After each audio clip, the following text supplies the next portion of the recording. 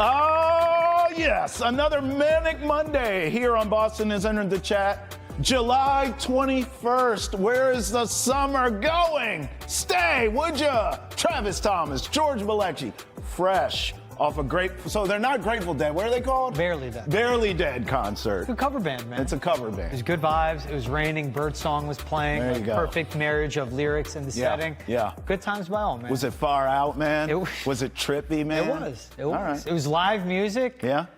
Good rain, good weather. Honestly, pretty relaxing. I had a great time. What more can you ask And it made for? the show on time this morning. Barely dead. But he was barely alive this morning, but we're happy to have him. That's for damn sure. Extra cup of coffee for less sleep. That's all Hey, it whatever is. it takes. By the way, coming up, listen, I think Garrett Crochet and Alex Bregman saved the Red Sox season. We'll get into that. Amongst many things, we always ask you to call in 617-790-0928. We have a plethora of voicemails to get to. We appreciate you always. State your name, where you're from, and your topic, and let it fly. Remember, you can catch a full hour of Boston Has Entered the Chat, 8 a.m. Monday through Friday on Nesson, 9 a.m. right here on Nesson Nation. All right, let's get into this. You go out to the Shy. Things don't go great. You lose the first two games for the Sox, the Bats. I don't know what the hell happened. They went to hell in a handbasket, but thank God for Garrett Crochet. And thank God for Alex Bregman. Yeah. Because they saved, look, you know, you only won one game in the series, so they salvaged that. Yeah. But I, big picture, feel like that saved the season. Because if you go out to Chicago and you get swept, Yes. coming out of an all-star break where you were hotter than fish grease and you won 10 straight, that is demoralizing and can take all the air out of the balloon. Crochet and Bregman were not there in years past when this team has kind of melted down. Yep. They made their presence felt yesterday, I thought, in Chicago, and you got one game. Now you go to Philly feeling a little better, don't you? You definitely do, but now you go to Philly where the starters are going to be Walker Buehler, Dick Fitz, and then Lucas Giolito. And you hope Lucas Giolito does better than his first start out of the All-Star break as he did in Game 1 of the series. Sure. But yes, you could not get swept. No. You can't get swept in any series.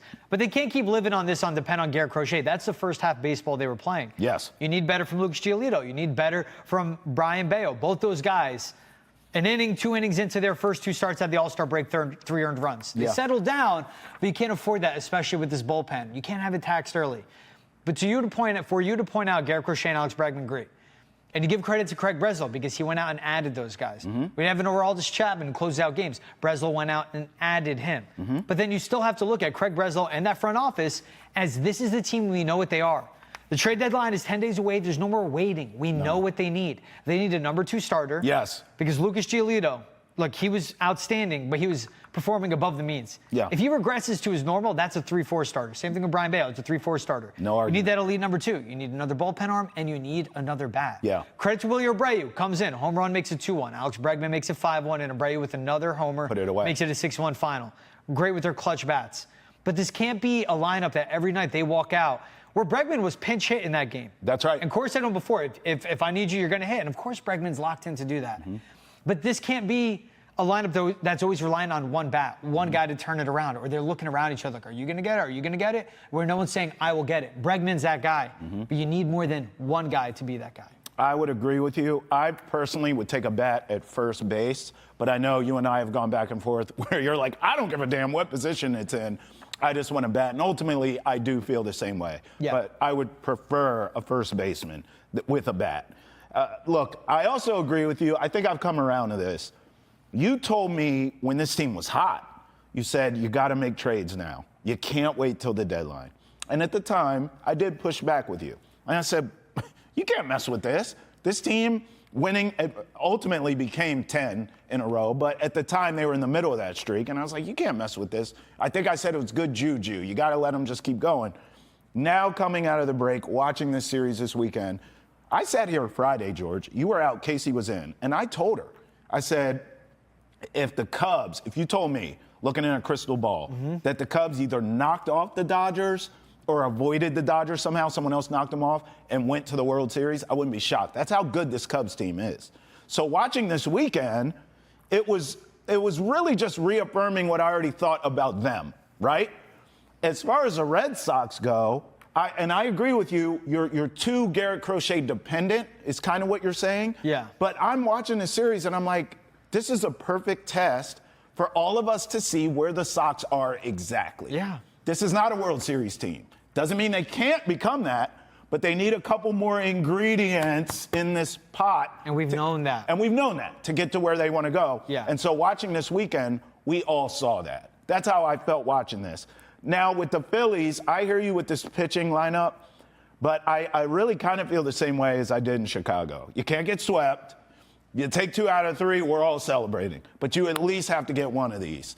And then you come back home in Fenway. Maybe you can make a trade. At that point, the deadline's days away, right? Yeah. What is it, next Thursday? It's coming up on us. July 31st. Okay, leading so up there to you that, go. it'll be at Phillies, home At against Phillies, the Dodgers. home against the Dodgers. At the Twins, and then right out of the trade deadline. Yes. Hosting the Astros.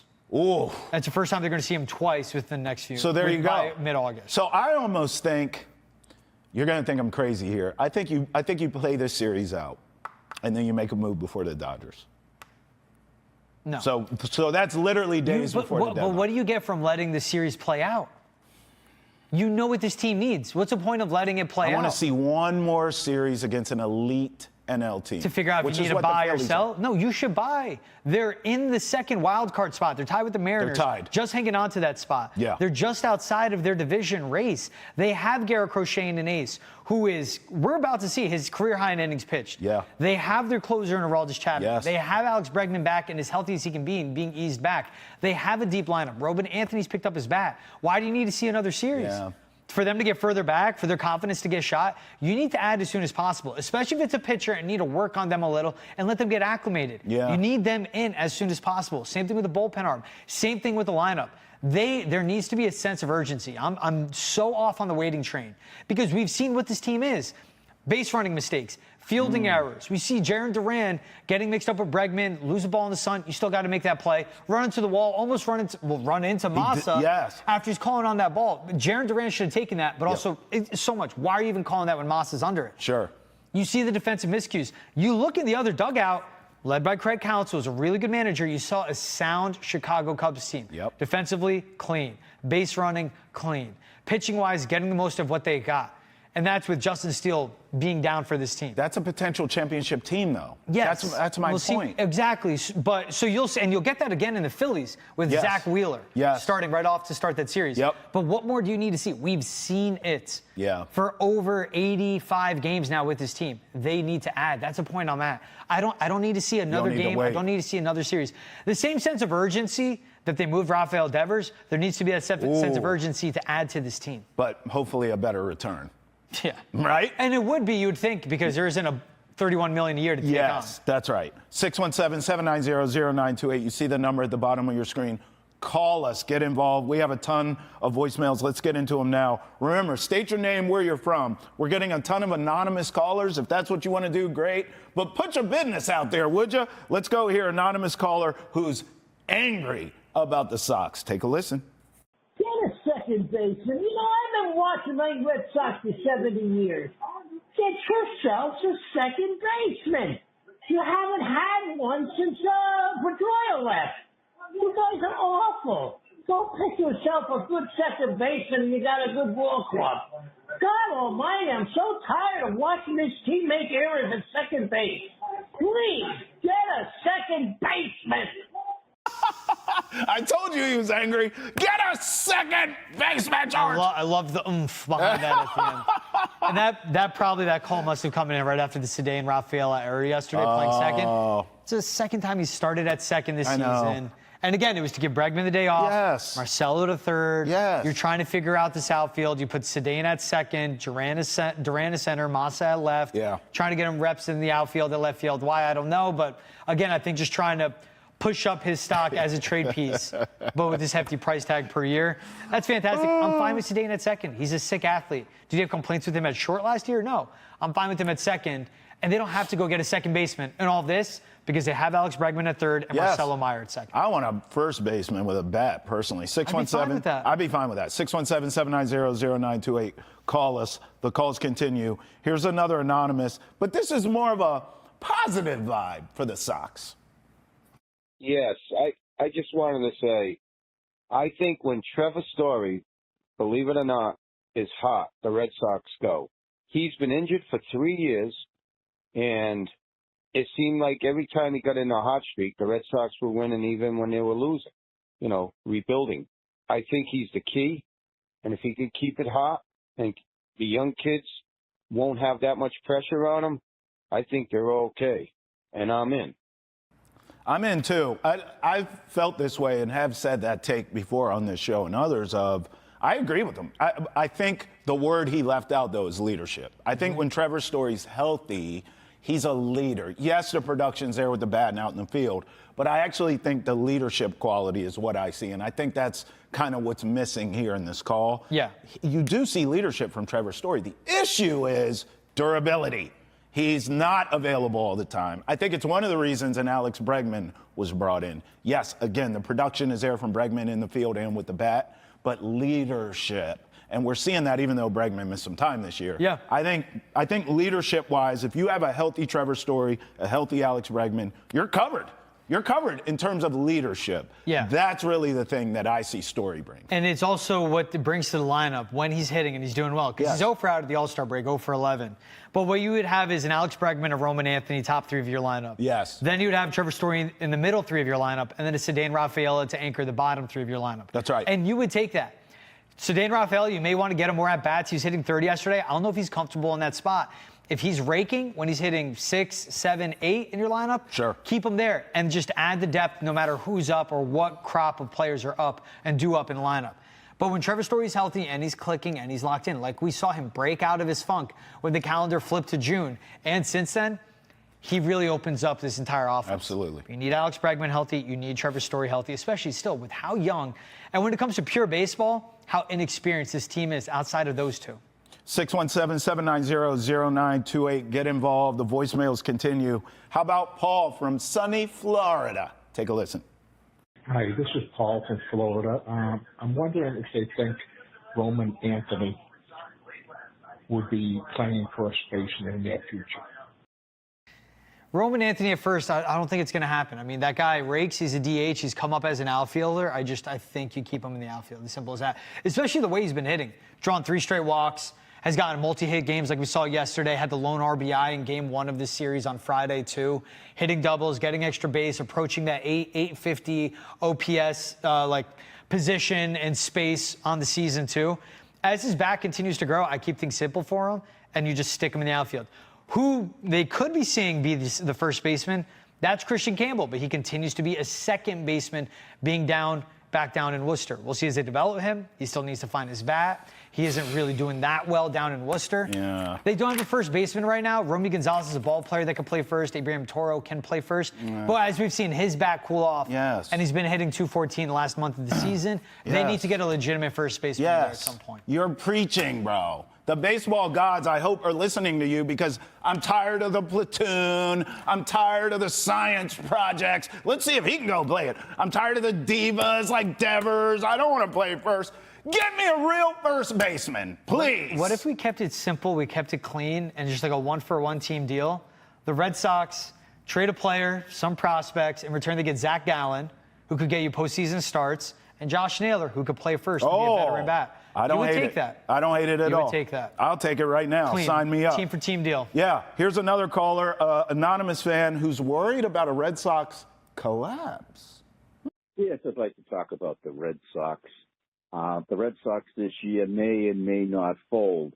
However, I think if they fold this year, it will be worse than the times that they folded in 78, 03, 47, whatever. It was one game. They fold this year, it's an entire season. And it might be sad to think about it, but actually what we're looking for really with the Red Sox is a Friday night in August and September. They're still in the race.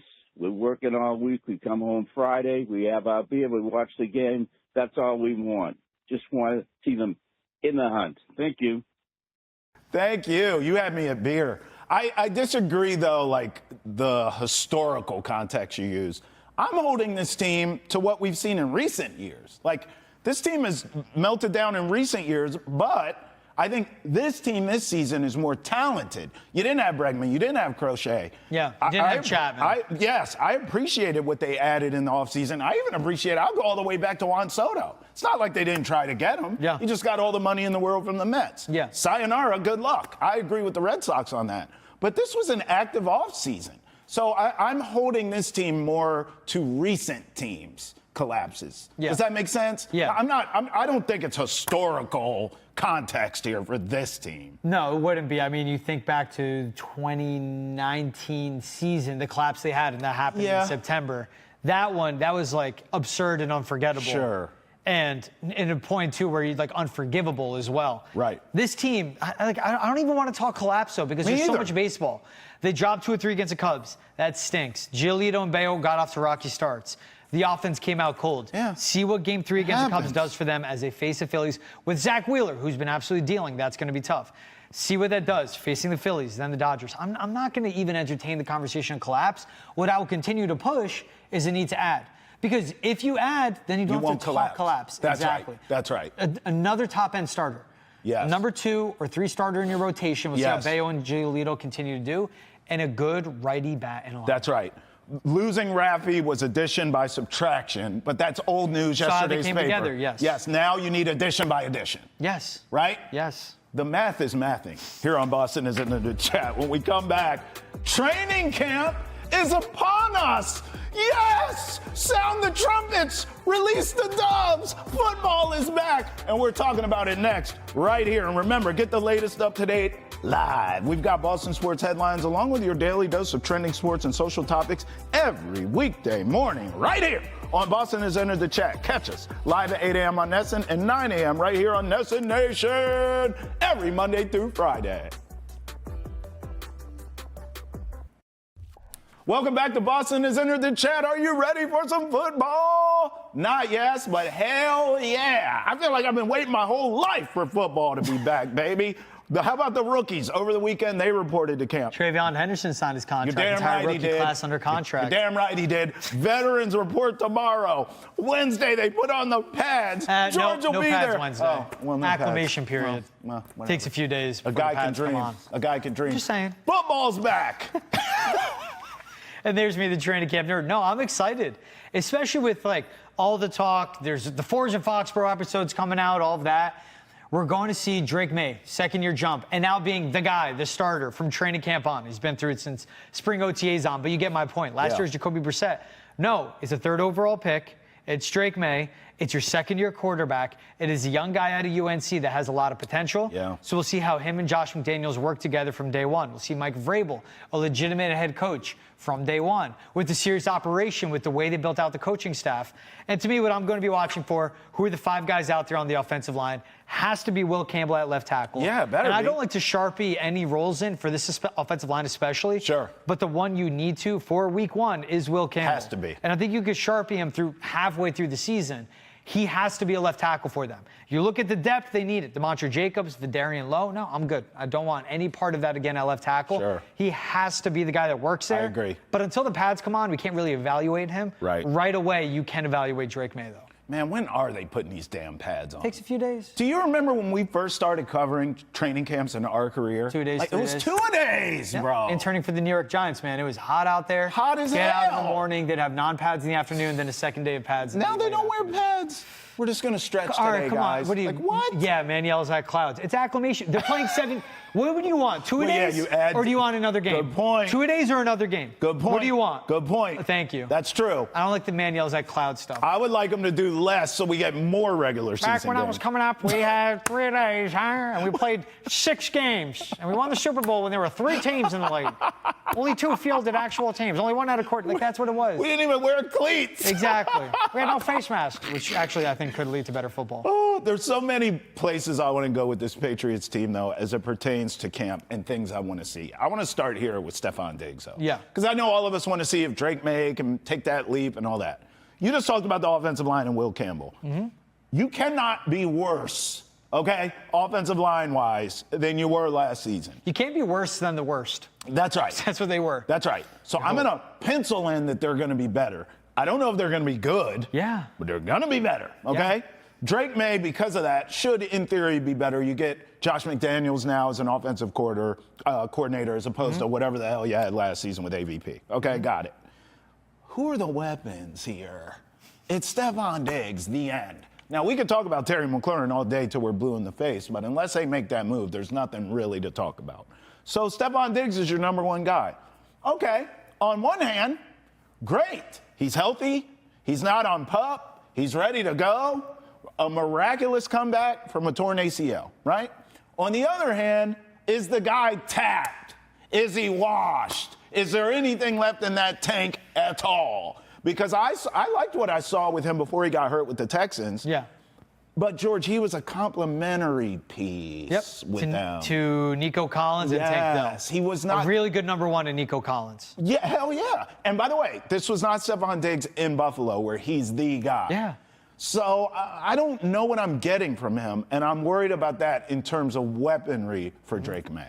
And that's the thing. Again, someone to watch is Stephon Diggs. Yes. Everything you talked about. What is his workload going to be like in training camp?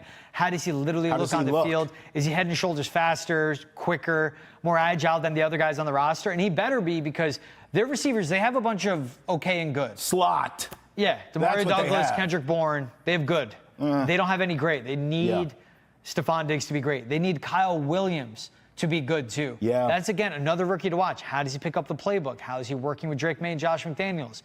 How is he assimilating to the NFL? Because this is a difficult offensive system to pick up, especially for rookies, but they're going to be really reliant on Kyle Williams as well. There's a lot with this team to watch for. They have a really easy schedule in front of them. They should be making the playoffs as a wild card team.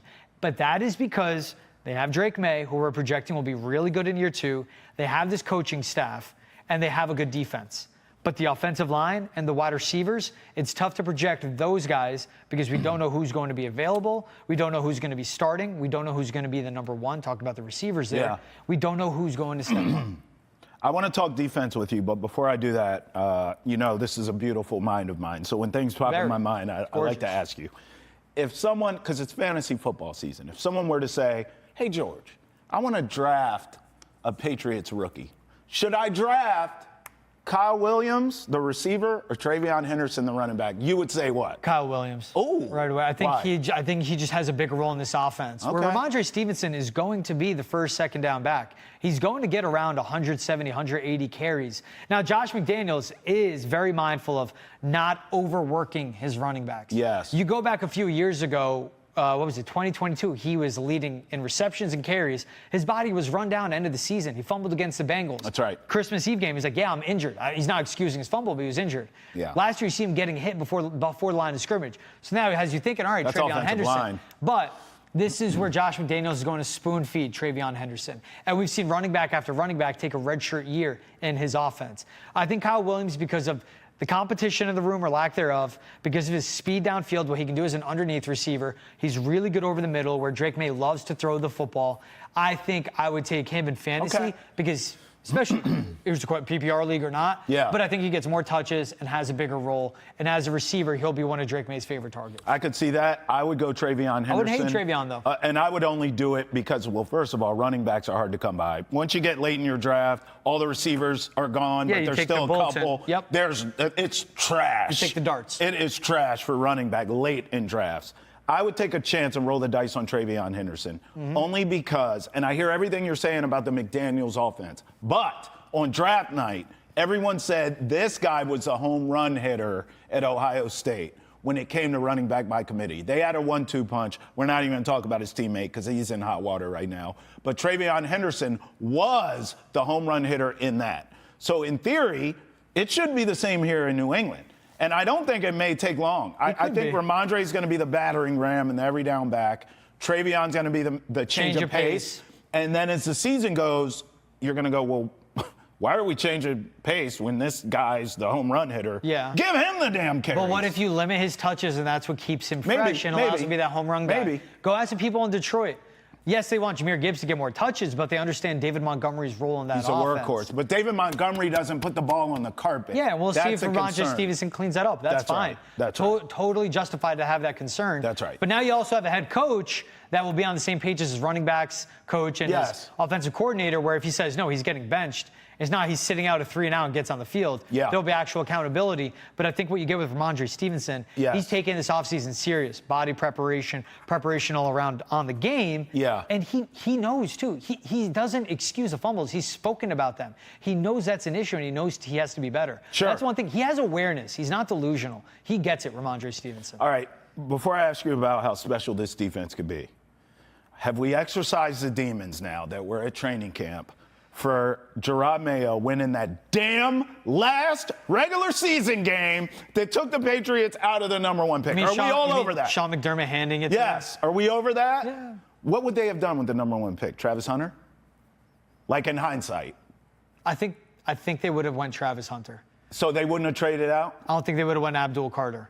They wouldn't have gone Abdul Carter. It's premier position, but I think they would have went Travis Hunter, stuck and picked, and they would have taken him, and then you get So you don't get Carlton Davis in free agency. Exactly. So okay. They would have sticked and picked. They get their cornerback, and they also get their 3rd down receiver, or they could have viewed him as a wide receiver. They could have viewed him as a wide receiver, and then Diggs and Travis Hunter are your 1-2 And maybe punch. they still get Carlton Davis. And then maybe you Travis still get Hunter Carlton. is your slot corner, He's your slot which is where he corner. played really well in Colorado. Oh, Gerard Mayo, I'll never forgive you. I blame it on the Jets.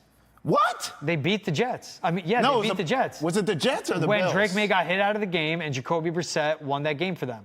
The Bills at the end of the season. I'm talking about the Sean last McDermott game. handed them that game. I know. He knew what he was doing. I think Gerard Mayo. lost that on okay, purpose. so we're over it.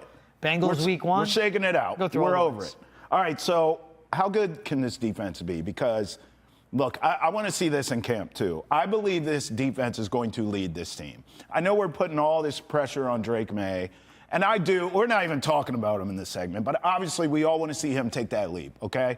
But I think the only way you get there is for this defense to lead the way.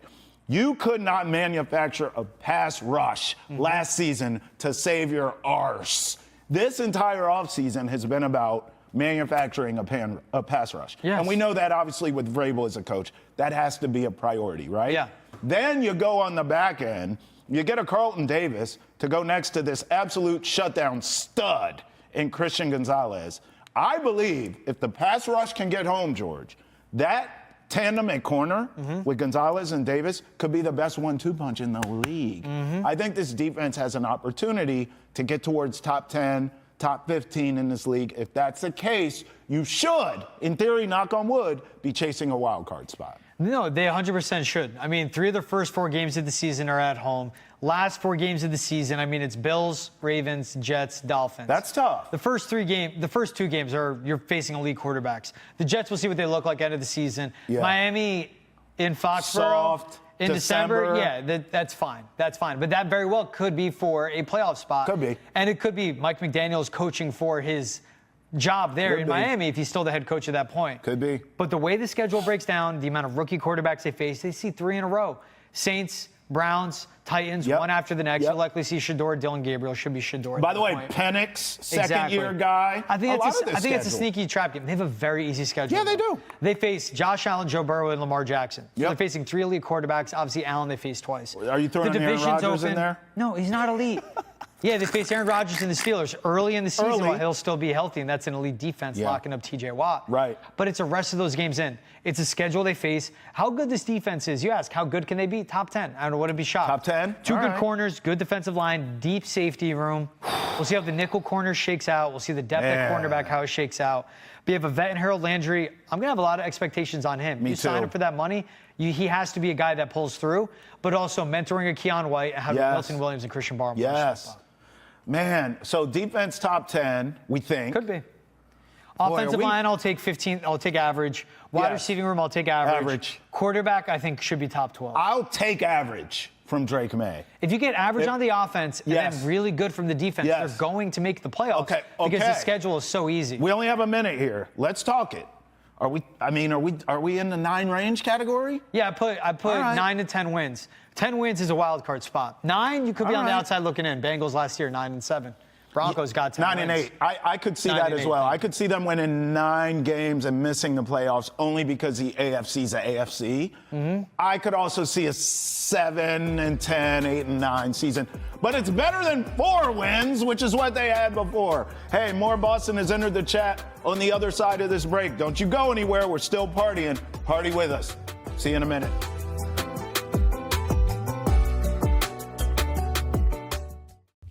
Welcome back to Boston has entered the chat. Time now to see what's trending in the world of sports. Try to create a little reverb. I heard it. I liked it. Freak, hola. All right, here we go. WNBA All-Star Weekend. Did you catch it? Me either. Now, here's why. It was in Indy. Caitlin Clark was supposed to be in the three-point contest. In the All-Star game, she got hurt here in Boston days before. She did not do anything during All-Star Weekend, and I was out because of it. Were you like that, or did you watch any of this? I didn't watch. I was out on it. Was it because of Caitlin? No, it's All-Star game festivities. I'm good. I'm good. You're done with All-Star This year's games? All-Star game wasn't. Yeah, all of them. I didn't watch MLB All-Star game. I'm What? good. Yeah, I'm fine. You didn't see the home run off with Schwarber? No, that was the best. Yeah, it was like 1 a.m. too. I got to be up at 4:30 to get in here on time. We're doing a morning show. It was a non-competitive All-Star game. I watched last year's. It was USA against the WNBA. That was good. That was competitive. That's right. It's not competitive. Three-point contest. Sabrina Ionescu won. Awesome, giving half her earnings to that rookie. That's like a really great gesture by her, like real recognized real. Sure. But no, I mean, it was also, Caitlin Clark's a big draw. A lot of people watched. I am not the popular audience. Okay. I don't watch All-Star games. I'm good. All right. I'm good on that. All right. But this was the WNBA taking a break, and you saw Indianapolis fill out. You saw Indy be the pinnacle of basketball that weekend, and that's what's big for the continued growth of the league. So I'm cool with it. Well, this is how you know she didn't play and it didn't get the headlines, is because all these women wearing these shirts. Did you see the shirts? Pay us what you owe us. This is the topic of conversation now. Pay us what you owe us shirts. In fact, Kelsey Plum talked about it and still threw shade at Caitlin Clark talking about this very topic. Take a listen to this. Well, it was a very powerful moment. We didn't, at least as players, we didn't know that was going to happen. So I think it was kind of like a genuine surprise. But the T-shirt, just United Front, was determined this morning that we had a meeting for. And, you know, not to tattletale, but 0 members of Team Clark were very present for that. But no, we were just we had a very that really needed to be mentioned. I'm trying to make a situation light, okay? But yeah, no, I think it was just all of us getting on the same page for the game. We wanted to do something that was just united and collective, and I thought that it was a very powerful moment and got the point across. And you know, sometimes you don't have to say anything. Yeah, that's true, Kels. Like, I mean, you just drove the bus over Caitlin Clark. Why'd you do that? Between her getting hurt every play, it seems like everyone in this league's trying to hurt her. And then you have this. Why can't Caitlin Clark just live and be great? Let her be great. I love Sabrina Ionescu going like, that doesn't need to be mentioned. Yeah, like, why'd you say that? Not to be a tattletale, but then you did it. And trying to make light of a moment. All right, you're PO'd about it, and I get you want to like publicly call her out. I'm telling you, man. Pay us what you owe us. Part of getting paid what you're owed, and a big reason for that, is Caitlin Clark. Preach. And what she's brought to the game. Again, like, the Indiana Fever, who have not made the playoffs, I believe last time they appeared in the postseason might have been 2018. I could be wrong on that, but anyhow, they had some of the highest attended WNBA games last season. They ended the regular season against the Mystics. The Mystics haven't made the playoffs in some time, had 14 wins total last year, and they set a single game attendance record. The Fever, who haven't been in the playoffs, and the Mystics, who haven't either. And Caitlin Clark brings that. The sheer butts in the seats attendance, the viewership. She was part of the 4 of the 6 highest rated games as well. Top of what she did at the college game. Pay us what you owe us, as they're entering a CBA negotiations, and that's going to hit the end of October. They had negotiations Thursday before the All-Star game. And Breonna Stewart, again, a big reason on the pay us what you owe us, then being owed something, is Stewie. What she's done at UConn, what she's done with the Liberty. She said it was a waste of time. Basically, the other side negotiations aren't moving at all. Cool, all of that happens. You're calling out Caitlin Clark. What are you doing? Pay what you owe us. Caitlin Clark helped us get to this point and go from there. Hey, by the way, they made it last season. Yes, Caitlin Clark was the first time since. But you were right. Yes, since 2016. 2016. Yeah. They didn't make the playoffs in 8 years. They were one of the worst, obviously one of the worst teams in the WNBA. Yep. And them against the Mystics, who haven't made it in quite some time, and only won 14 games last season. Yeah. That set a single game WNBA attendance record. Caitlin Clark in DC facing the Mystics. Pay us what you owe us, and you're calling out Caitlin Clark. What are you doing? It doesn't make sense. It was at the end. Sometimes, she's better off, You don't got to say words. Yeah, right. Sometimes you don't got to say words. Yeah, so don't say anything. And that's Kelsey Plum, who's built this league up, too. Is a WNBA She's champion. A star, one bro. of the bigger faces, She's too. a star. I know. What are you doing, man? I don't get it. All right, more hoops news here on What's Trending. Does anyone care about this? This is my general question to you. The Hornets win the Summer League. Whoa! They beat the Kings. Do you know who that is on the graphic? Is that Knipple? No. Who is that? Another exciting white, Ron Kalkbrenner. You call him an exciting white? Hey, Knipple, bro, he's a right-handed Ginobili. I loved what I saw from him. He can ball. But does anyone care about the Hornets No. or Kings? Anyone in our studio Quick audience? ball. No? Great. Let's move hang on. the banner. Just hang the banner. The Boston Celtics would never. How about this? Sox play the Phillies tonight, starting a 3-game set in Philly against the Phillies. The phone calls continue to roll in on this very program, George. You got to love it. Let's get to an anonymous caller here asking about Bueller. Take a listen. I would like to know what is going on with Walker Bueller. This guy was one of the best pitchers I had seen in a long time. And now I know he had surgery, but now what's going on with his pitching? I mean, come on. If he's back in it, come on. What's up? Please share with me your opinion. Bueller, we'll see him tonight. Hopefully he has a good outing. Listen, I don't think it's some mystery. He's older. Like, am I wrong? He's lost velo. aged. His fastball's gone slower. His older. cutters, primary pitches. Yes. And that is, they allude to the surgeries. Like, he's missed substantial times of baseball the last few seasons. And that was a reclamation project when they signed him. 1 year, $21 million deal. Was it a miscalculation? Yeah. Can he be salvaged? Let's see him possibly in a bullpen role if he wants to be a long-term out-getter. If you can have someone get you through 4 innings, and then he takes you home from 5 through 8, and then Aroldis Chapman is your closer, Garrett Whitlock. Like, if it's something along those lines, or he could just be that guy that eats up inning after inning, whatever it may be, then fine. Him as a starter, I do think he's finished, but credit to him, the pro that he is. He goes, look, I'm a starting pitcher. I want to be a starting pitcher. He grinds. But if they come to me with something to say it's better for the team, I'll do it. Yeah. He will be selfless. But yeah, what's up with him? I mean, just he's lost velo, his location. He has no control over the baseball. He doesn't know where it's going. He looks lost on the mound. Something needs to be corrected.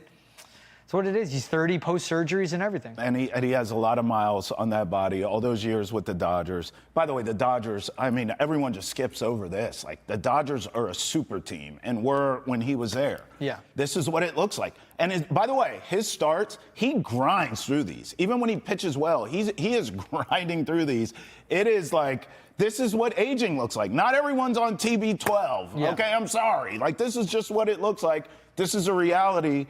As long as George is right, if he can hang in there and not get rocked and go deep to where I can get in that bullpen, I'm okay with it. I'm okay with it.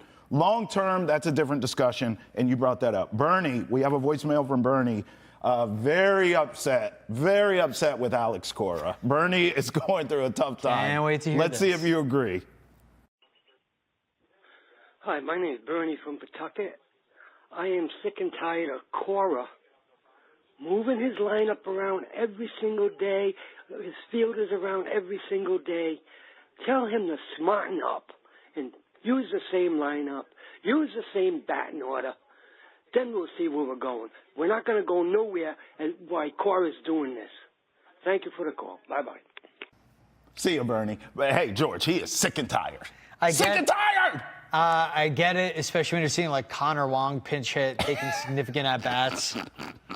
And that guy's just lost at the plate. Facts. And what we saw in yesterday, Cedane Rafaela hitting third, it just doesn't seem like he's perfect for that 6th spot. Yeah. And he's been on fire. He's torched. Yes, he has. And that's Alex Cora seeing, all right, this guy's hot. Alex Bregman, day off. Like, going with all of that, okay, where do I put him in? Yeah. But he's moving the lineup, but that's also the lineup that he has. He has to manage this lineup day to day. He has to manage matchups. He has to figure out when to hit Roman Anthony, Marcelo Meyer, Alex Bregman. They're trying to work in off days for him to work him back from that strained quad. Like, he's expected to have Wednesday off against the Phillies. He'll play 2 of 3 games until he gets more situated, is fully back. And that's the territory it comes with. I understand the frustration with the lineup, especially when they score 1 run their first 2 games out of the break. But then also you talk about the lineup and the management that he's doing. He talks to Alex Bregman before the game. He's like, hey, if you can go, I'm going to have you pinch hit and look at the end result. Gives him that 5-1 lead, and then Wilyer Abreu puts it away. So you could be mad about Cora switching up the lineup. This is the lineup that he has. Yeah. Jaron Duran, they're trying to work Masataka Yoshida back in, especially when he's playing left field. Okay, then who's your DH? Oh, it's Roman Anthony. Where are you going to hit him? Yeah. Sedane's it's so many moving parts. You can't keep rolling out the same lineup. He has to have some flexibility with it. Yeah. To knock the manager on like what he's doing with the lineup, like that's the lineup he's given. Right. It's what he's given. Well, it goes back to your point. Make a trade now. Yeah. Right? Don't wait. Make a trade now, and then that way you're more solidified in a everyday lineup, so to speak. You've been saying that for a while, to your credit. I still look at this. I don't blame Cora for any of this. I'm just thinking pitching here. I mean, even in this Philly series we're talking about, you have Buehler tonight, but he's going against Zach Wheeler. My God. Okay? Then Fitz, then Giolito. I'm with you. The more I look at this pitching, I'm like, you have got to get a second starter in here. I mean, like yesterday. This needs to happen soon for this team. I don't blame Cora for all that. But we'll see. Post-deadline, this could be a different-looking Red Sox team. Still to come here on Boston Has Entered the Chat.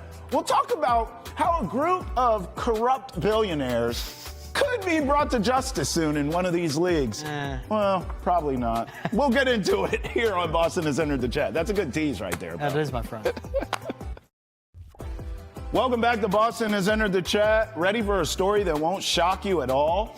There's collusion in the NFL with billionaire owners and NFLPA dudes making all the money in the world, and they're all scumbags. Are you surprised? I'm not. Look, I love NFL union talk. I think it should be spoken about all the time. Yeah. Because as much as the players complain about how they're being treated, Yes. the hard cap in the league, and you want to see these guys that put their literal bodies on the line get paid rightfully so, what they're due. The NFLPA set themselves up for failure. Yeah. And that was because they were led by J.C. Tretter, who allowed Lloyd Howell to lead the NFLPA and be that guy, be the suit they wanted in board meetings to meet with the owners, to meet with the league, to try to find a middle ground and give the players better treatment all around from the league. Well, that completely backfired on them. So this all starts with Lloyd Howell was elected to be the executive director of the NFLPA. Yep. Then the accusations came out. He was hiding information from players about findings in arbitration, hiding information from players about the collusion between the owners not to give out fully guaranteed contracts, like what the Browns gave out to Deshaun Watson. And then this man also, on the NFLPA's dime, I got the numbers. He took a trip to Tootsie's Yep. and Magic City. Yep. And if you don't know those places, establishments. Adult establishments. Yeah, they're gentlemen's clubs. Here it is right here. He itemized $2,400 in charges, which included cash withdrawals. Why would you do that? Because you take out 20 singles, fives, and you make it rain. Oh, making it rain. Okay, that's what you do at these got places. It. He used VIP rooms, according to the expense report, for the strip club outing as player engagement event to support and grow our union. I got it. It was a bonding exercise is what it was. Yep. Okay, got it. So this other guy you're talking about, J.C. Tretter, he has also resigned from his role in what was called a, quote, surprising move. He was another one. Just all kinds of skeletons in his closet as well. This is not shocking. Longtime player is J.C. Tretter. Yes. And some good he did is he put together the NFLPA report cards, and that's held owners accountable. But also what he did is he led the hiring process for a new executive director once DeMaurice Smith stepped down. And that led to Lloyd Howell being elected. But what they did is they kept it super exclusive, super secretive, no transparency, where J.C. Tretter and a council, was about 10, 12 players. They interviewed the candidates for this. Then they opened it up to a bigger board, right? A representative or two from each team voted on. And so J.C. Tretter tried to go like, I want to spend time with my family now. What's been happening? I'm falling on the sword. F this. I'm out of this and all that. He led to the hiring of Lloyd Howell. He made him be one of two candidates for the players to vote on. And Lloyd Howell in all of this, the biggest one was he's a consultant that works part-time for a firm that is trying to get 10% stake in an NFL team. And then you wonder why Lloyd Howell was allowed into the NFLPA. Yeah, and it's just, it is so murky, and there needs to be accountability, and that's what's happening now. Lloyd Howell resigned Friday night after the reports came out about his spending at Tootsie's and Magic City. Right? Now J.C. Tretter, he resigned last night because he was getting dragged, but it's also rightfully so, and I think that's before more comes down. Yeah, of course it is. The NFLPA was a mess, being led by those two guys. There is a void of power right now, but you just hope now that the players get it right. They need someone with the players' best interest to lead the way. For Lloyd Howell, it was to help that firm get 10% ownership in an NFL team. For J.C. Tretter, it was working his way up where Howell created a position out of nowhere for Tretter to bring him on full-time, chief strategy officer. And what it sounded like Tretter was going for was also once Howell would step down, he gets the executive director role where he would make like $8-9 million a year. That's more than he was making per year as an offensive lineman for the Cleveland Browns, right? Yeah. In all of this, they need someone that their intention is not to get paid, it's not to make money, it is to set up the players for success. That was not happening right now. I looked up DeMaurice Smith's tell-all book that's out. We've actually read excerpts on this show from it. So it is out already. It just came out. George, or it's coming out August 5th, actually. So we'll get even more. Here's a little synopsis of that. It's basically saying, drawing from years of his unprecedented access and unparalleled knowledge of America's favorite sport, DeMaurice Smith documents his years leading the NFLPA and explains how the NFL distorts the truth, telling partial stories to insulate itself and grow its $20 billion a year brand and the players' battles to protect themselves. I mean, this stuff, look, I don't have any faith at all that you can clean up a good old boys network of a billionaire boys club. No, you can't. Like, it doesn't matter who you hire in these positions, because even if they come in with the best intentions, George, okay? What happens is they get around the gang of scumbags and they start making scumbag-like choices. So I don't think this is going to change, because this is a insular, billionaire, VIP exclusive club. Yeah. Forget the strip clubs. I'm talking about the actual, when they sit down, Knights of the Round Table style. Yeah. These are all billionaires who are there to protect their assets by any means necessary. So it doesn't matter who you bring in on a white horse to make everything great. They're gonna fail, okay? It's that simple. Basically, these clowns, Tretter and Howell, got caught. That's what happened. And they're making the block hot for all the rest of the rich guys. So now you gotta go. We gotta get some new dudes in here to take the fall. These are all rich fall guys. That's exactly what it is. You take the charge, get out, we'll bring the next one in. It's like a car wash. Rinse and repeat. They were both the fall guys in this one, and Tretter was basically like, look, I'm going to get outed. I'm going to at least try to change the narrative a little bit on That's my right. own. But this is a shout out to Pablo Torre with the show Pablo Torre Finds Out. He uncovered the text messages that Tretter was sending about Russell Wilson when he didn't get a fully guaranteed contract. Yeah. The text messages and the messages between owners of different teams coming out, again, about not giving out those fully guaranteed contracts. And J.C. Tretter himself, a guy that would step on his own words and put the NFLPA in a bad position. This dude messed up time and time again. Now they're being held accountable. I see your eyes roll. Yeah, this isn't good. I kept reading about this DeMaurice Smith book. I was listening to you, don't get me wrong. Oh, no, I know. I don't like this at all. He also takes readers inside closed-door meetings and unreported conversations. George, confrontations in the industry's most powerful figures, such as Robert Kraft, Knew it. Jerry Jones, Tom Brady. I don't like that. Think about when he was trying and to Roger become an owner. Goodell. Oh. And there's also Yeah, I didn't think Deflategate about in that. there when DeMaurice Smith's reign, whatever it was, for, again, player representative. I didn't think about So when that. Tom Brady was still a player, he was in don't those like it. rooms. It wasn't him as an owner. I was wrong on my years there. But that'd be Lloyd Howell in that room. Yeah. But Robert Kraft, Roger Goodell, Tom Brady, that's what it points to me. It would be Deflategate. It could be as early as Spygate, who knows. But it's all that if they open it up. It's just the fact of, and I get it, you're right, it's corrupt, but you at least want the person that's in the room representing the players to give the players a fighting chance. Sure. They weren't getting that with Lloyd Howell. They weren't getting that with J.C. Tretter. No. And now what I think is important is a lot of these players speak out like for what they want and their rights and their leverage and all that, and I understand it. Hey, when you're playing that game and you're putting your all into that, especially in the middle of the season, it's hard to keep up with what's going on when it comes to litigation and all of that between the league and the players' rights. But now this at least raises the antenna on the players. Sure. Right?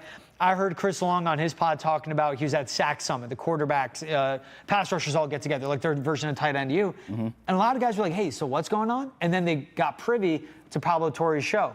It's happening around the league. So now at least these players are paying attention. Yeah. And at least what they should push for is that they vote on someone that's the executive director. Yeah. They vote on someone that's the chief strategy officer.